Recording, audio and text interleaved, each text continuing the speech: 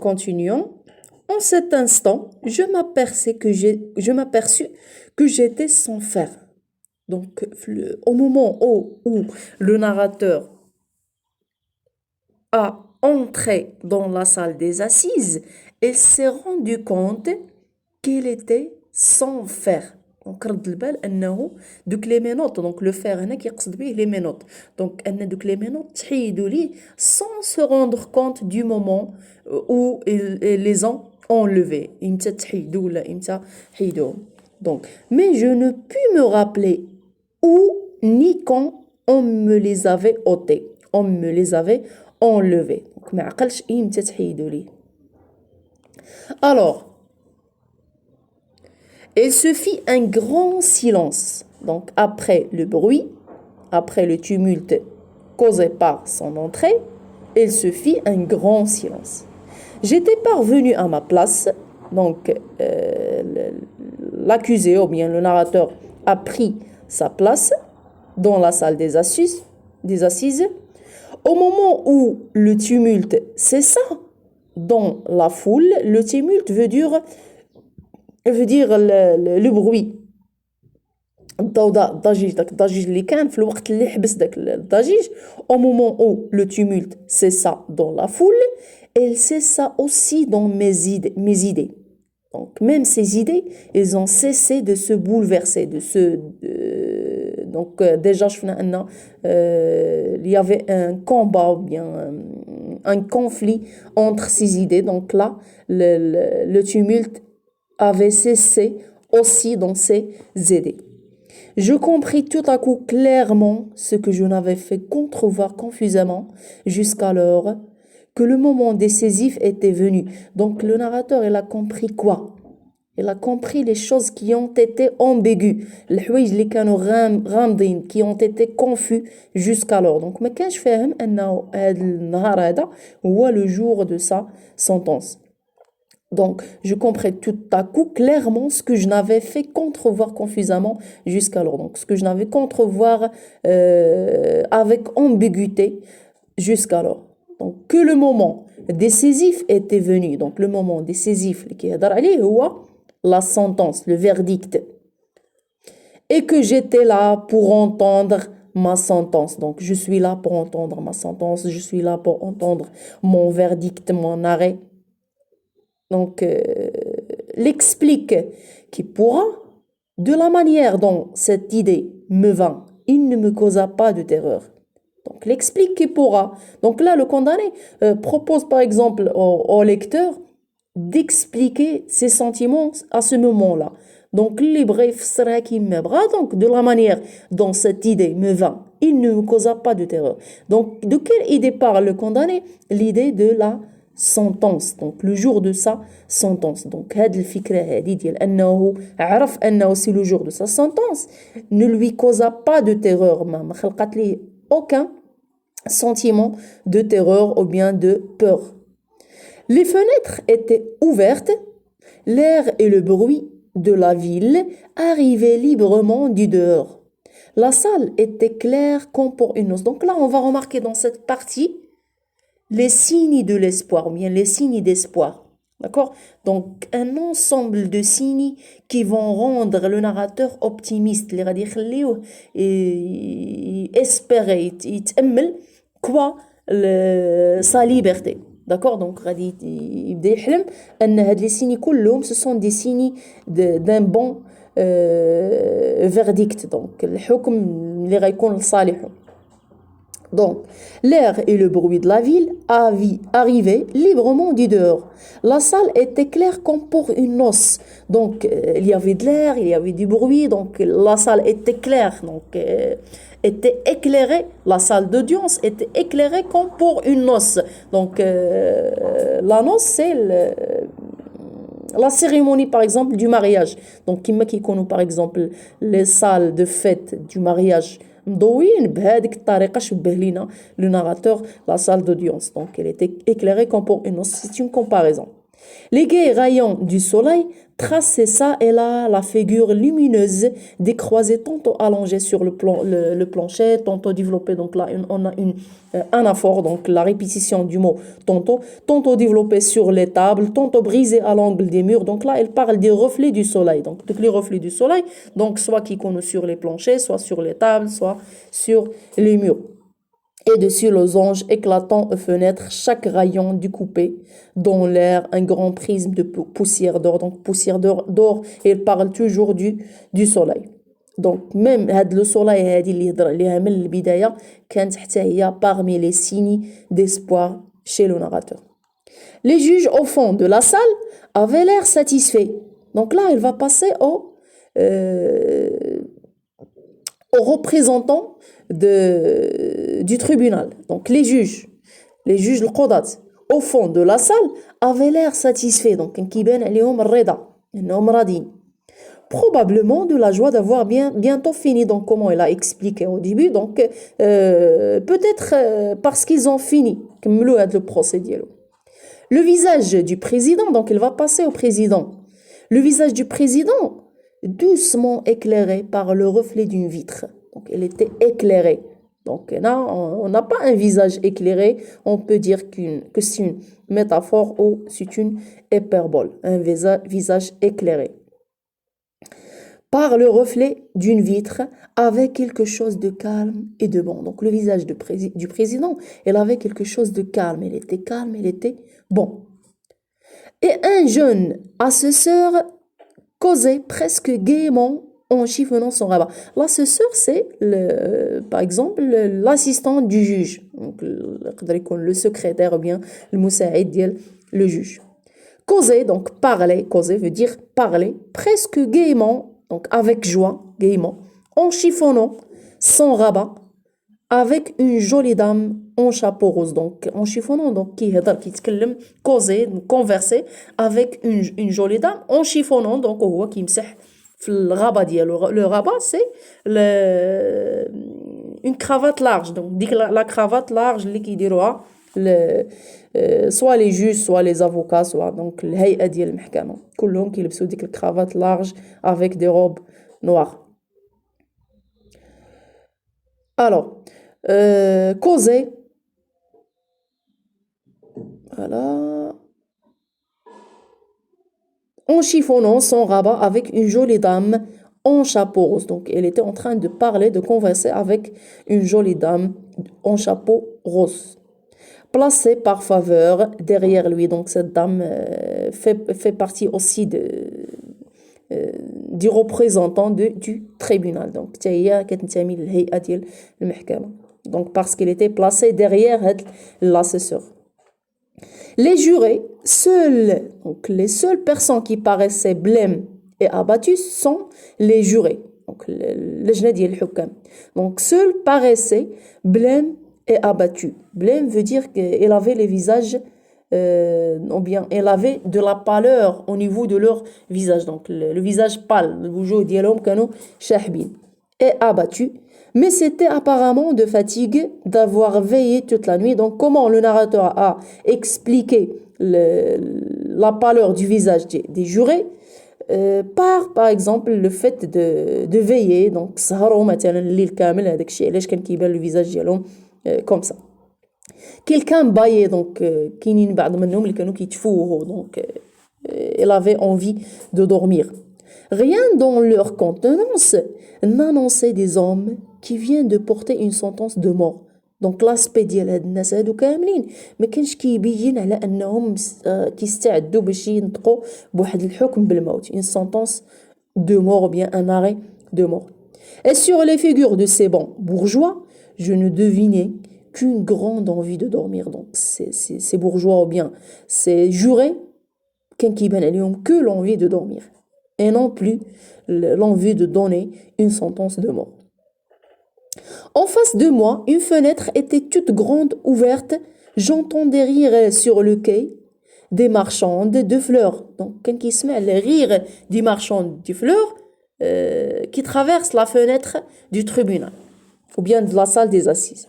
Et au bord de la croisée, une jolie petite plante jaune. Donc, même, les signes d'espoir. Donc, le soleil, donc le visage, ou bien l'aspect du représentant du tribunal, les juges, les procureurs. Donc, elle avait le visage, par exemple, qui montre, ou bien qui inspire l'espoir et l'optimisme. Donc, une jolie petite plante jaune. Donc, quand واحد la plante jaune qui pénètre, اللي كانت كتدخل كتسلل من الشرجم حتى هي اللي كانت كتعطي le narrateur كانت كتعطيه un sentiment d'espoir. Donc, lui inspire l'espoir. Donc, toute pénétrée d'un rayon du soleil jouait avec le vent dans une fenêtre de la pierre. Comment une idée sinistre aurait-il pu poindre parmi tant de gracieuses sensations? Donc, de quelle idée? Donc, c'est une question rhétorique, une question oratoire, une fausse question, donc, dont le narrateur la pose pour montrer qu'il ne s'agit pas de signes de désespoir. D'accord? Donc, comment une idée sinistre, donc de quelle idée parle le narrateur? Donc, par exemple, une mauvaise sentence. Donc, حكم خايب اللي غادي تحكم به. Donc, comment une idée sinistre, مظلمة, sombre, aurait-il pu poindre parmi tant de gracieuses sensations? Donc, هاد les gracieuses sensations هما اللي تكلم لينا عليهم le narrateur في هاد le paragraphe كامل. Donc, soit le visage ou bien l'aspect des jurés ou bien des juges, ou bien du président, donc soit le soleil, donc la fleur, donc les gracieuses sensations, mais يمكنش ليهم يخليو هاد l'idée sinistre تبان. Donc, inondé d'air et de soleil, il me fut impossible de penser à autre chose qu'à la liberté. Donc, toutes ces choses donnent au narrateur l'espérance de liberté. Donc, d'accord? L'espérance vint rayonner en moi. Donc, l'espérance vint rayonner. L'amel qui cherche fi. Donc, on a une métaphore, donc, ou bien une hyperbole. Donc, parce que l'espérance ne rayonne pas. Donc, on a comparé l'espérance par les rayons, par exemple, du soleil. Donc, comme le jour autour de moi. Donc, comme le jour qui était rayonnant, donc l'espérance rayonne en moi. Donc, c'est une comparaison. Et confiant, donc, cela lui avait donné un peu de confiance. J'attendis ma sentence comme on attend la délivrance et la vie. Cependant, mon avocat arriva, donc en fin de compte, l'avocat, donc le muhami dielo, arriva. On l'attendait, il venait, donc on l'attendait, donc tous ses membres attendent l'arrivée de l'avocat. Donc, qu'est-ce que cela montre chez l'avocat? Donc, le fait que tout le monde l'attend, d'accord? Et ensuite, elle est venue de déjeuner copieusement et de bon appétit. Donc, elle n'était pas occupée par une chose importante, mais par le déjeuner, par exemple. Donc, il déjeune copieusement, b'shahiyya minham, avant de venir accomplir sa mission ou bien son travail. Donc, cela montre que l'avocat est une personne indifférente, d'accord? Même ce work, d'accord? Donc, il montre une certaine indifférence vis-à-vis de l'accusé ou bien du narrateur. Parvenu à sa place, il se pencha vers moi avec un sourire. « J'espère », me dit-il. Donc là, l'avocat se montre optimiste lui aussi. Donc, il espère. Mais on va voir, il espère quoi? N'est-ce pas? Répondis-je, léger et souriant aussi. Donc là, le narrateur, lorsqu'il pose la question, n'est-ce pas? Il pense en quoi? À sa liberté. Donc, il pense que l'avocat, lui aussi, espère l'acquittement du narrateur. Donc, il espère que le narrateur sera libéré. Mais la réponse de l'avocat va dire le contraire. Oui, reprit-il, je ne sais rien encore de leur déclaration. Donc, il parle des déclarations des jurés, mais ils auront sans doute écarté la préméditation. Donc, ils auront écarté quoi? شنو غادي يكونوا حيدوا شنو غيكونوا نحاو la préméditation. Donc là, donc ces termes font partie du jargon ou bien du lexique ou bien de la juridiction ou bien du tribunal. Lexique, donc la préméditation, هو السبق الإصرار والترصد. D'accord? Donc lorsque quelqu'un commet un crime avec programmation, donc il programme ديك الكريم ديك الجريمة قبل ما يديرها, donc on appelle ça la préméditation. Alors voilà. Donc oui, reprit-il, je ne sais rien encore de leur déclaration, mais ils auront sans doute écarté la préméditation. Ils auront écarté la préméditation. بمعنى أنهم حيدوا ديك سبق الإصرار والترصد يعني. Alors. Et alors, ce ne sera que les travaux forcés à perpétuité. Donc l'avocat espère quoi? Elle espère les travaux forcés à perpétuité. Donc هو كينتظر ان le narrateur يتحكم بلي travaux forcés à perpétuité et non plus son acquittement. Que dites-vous là, monsieur? Répliquai-je, indigné plutôt 100 fois la mort. Donc là, le narrateur a répondu de cette manière. Donc il était indigné, Sartre. D'accord? Il était en colère. Que dites-vous là, monsieur? Donc il n'a pas accepté la proposition de l'avocat. Plutôt 100 fois la mort. C'est une hyperbole. Donc اللي نموت 100 مرة على أنني نتحكم بلي travaux forcés. Plutôt 100 fois la mort. Oui, la mort. Et d'ailleurs, me répétais-je, je ne sais quelle voix intérieure. Donc là, le narrateur a entamé sa réponse. Qu'est-ce que je risque à dire cela?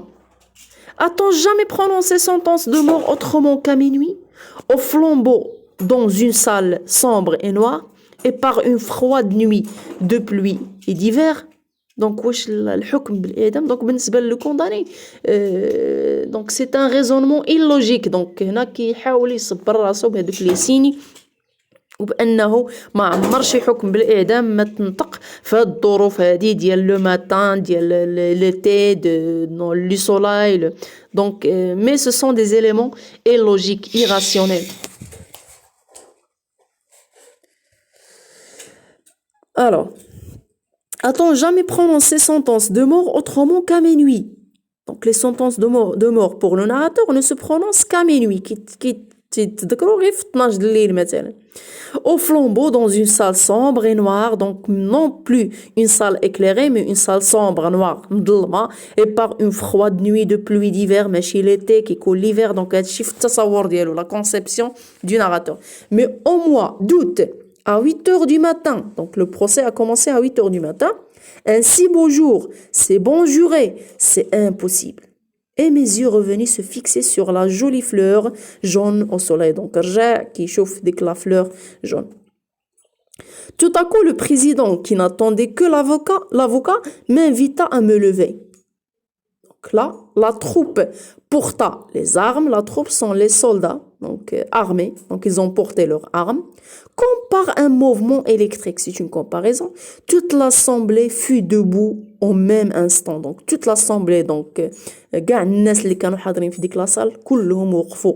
Donc, soit le juge, soit le juré, donc, soit le président, le procureur, la foule, الناس, كلشي وقف. Une figure insignifiante et nulle, placée à une table au-dessus des tribunaux, c'était, je pense, le greffier. Le greffier ou le secrétaire donc, du juge, le كاتب ديال المحكمة. Une figure insignifiante et nulle. Donc là, vous remarquez comment elle a décrit la figure. Donc, قبل كيفاش كان كيوصف les figures ou bien l'aspect ديال les personnes ou bien le représentant. Et maintenant, comment elle les décrit? Le greffier avait une figure insignifiante et nulle. Donc كانت واحد الهيئة ديالو واحد الوجه nul. Donc placé à une table au-dessus du tribunal, c'était, je pense, le greffier près la parole. Donc, le greffier, c'est le premier qui va annoncer le verdict, qui va lire le verdict du narrateur. Et lu le verdict que les jurés avaient prononcé en mon absence. Donc là, on va repérer la réaction du condamné. Donc, comment il avait réagi. Une sueur froide sortit de tous mes membres. Donc, lorsqu'il a entendu son verdict, une sueur واحد العرق بارد مقلاصي خرج منه. دونك بحال بقى كيعرق. نقول مثلا شي حد فاش كيتعرض لشي موقف خايب كيبقى يعرق وكينشف. دونك لا ميم شوز. دونك une sueur froide sortit de tous mes membres. Je m'appuyais au mur pour ne pas tomber. Je m'appuyais au mur pour ne pas tomber. Donc, il n'avait pas la force de se tenir debout. Donc, il s'appuyait au mur, il s'adossait au mur pour ne pas tomber. Donc, c'est la réaction du condamné. Avocat, avez-vous quelque chose à dire sur l'application de la peine? Demanda le président. Donc, d'ordinaire, donc après le verdict, le président demande à l'avocat est-ce qu'il a quelque chose à ajouter. Donc ديما فاش كيتنطق الحكم كنشوفوا ان البريزيدون bien le juge كيسول المحامي واش عنده شي حاجه يقدر يزيدها. Donc j'aurais eu moi tout à dire mais rien ne me vint.